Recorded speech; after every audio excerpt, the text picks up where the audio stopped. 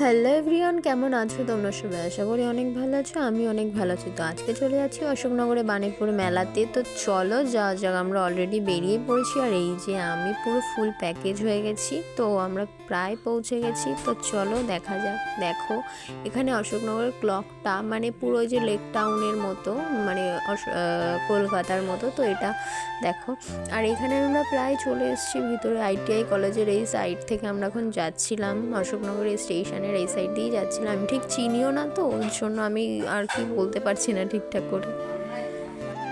তো তারপরে আমরা গাড়িটা এক সাইড করে চলে আসলাম। দেখো আমরা এখন হেঁটে হেঁটে যাচ্ছি মূল মঞ্চের দিকে।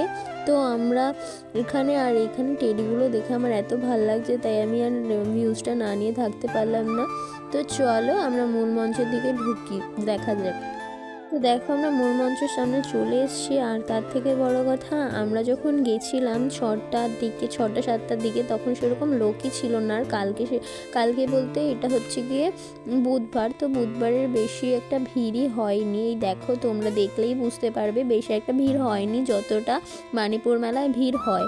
আর সত্যি কথা বলতে মেলাটা আগের থেকে খুব কম, মানে খুব ছোট করে দিয়েছে আমার মতে বলে, খুবই ছোট করে দিয়েছে। তো আমরা তারপর চলে গেছিলাম নাগরদোলনার দিকে। তো নাগরদোলনা, সত্যি কথা বলতে আমি আজ পর্যন্ত নাগরদোলনায় উঠিনি, তার জন্য আমার খুব ইচ্ছে করছিল নাগরদোলনায় উঠতে। বাট মানে আর মাকে আমি তাই বলছিলাম যে আমরা একবার, মানে আমার খুব ইচ্ছা আমি একবার ট্রাই করবো নাগরদোলনায় উঠে। এত লোকে বলে খুব ভয় লাগে, খুব ভয় লাগে, তো আমার একবার ট্রাই করার খুব ইচ্ছে। আর মা বলছিল যে ভালো লাগে না নাকি চড়তে, তো মা কোনোদিনও ওঠেনি, তার জন্য আমাকে বলছিল। তো আজকে আমি কী করেছি চলো দেখা যাক।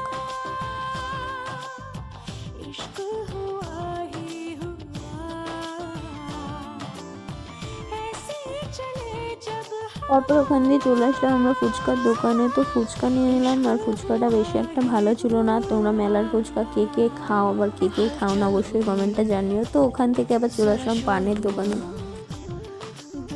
তো পানের দোকান দিয়ে বেরিয়ে তারপর সামনে দেখলাম বেলুনটা। দেখো এত ভাল লাগে আমার এই বেলুনগুলো। তারপর পিঠের দোকানে চলে আসলাম, আমার পিঠে খেতে ইচ্ছা করছিলো। তো আমি এটা কোনোদিনও ট্রাই করিনি, করেছিলাম একবার দত্তপুকুরে রাসের মেলায়, তো তারপরে ট্রাই করা হয়নি। আমি মানিপুর মেলায় এসে ট্রাই করব, তার জন্য আমি খেয়েছিলাম এটা। তো পিঠেটা ভালোই ছিল। আর এখানে দেখো বেলুনগুলো এত সুন্দর, এত ভাল লাগে আমার লাইটিংয়ের যে বেলুনগুলো। তো তারপরে চলে আসলাম আমরা এখানে বেলুনের এখান দিয়ে ফটো তুলতে। তো কিছু ফটো তুলে আবার মূল মঞ্চের সামনে আমরা চলে আসলাম। তারপর গেলাম আংটি কিনতে। তো আমি এই আংটিটা পেয়ে গেলাম। আংটি মানে খুঁজতে মানে হয়রান হয়ে গেছি। লাস্টে আমার নামে এস নামে একটা পেয়ে গেলাম। তো আমি এখানে এখন যাচ্ছি আমরা প্রদর্শনীর ওইখানে। তো প্রদর্শনীর এখানে চলে এসেছি। দেখো একটা বাচ্চাও বসে বসে সেই দাও দিয়ে সে বাঁশ কাটছিল।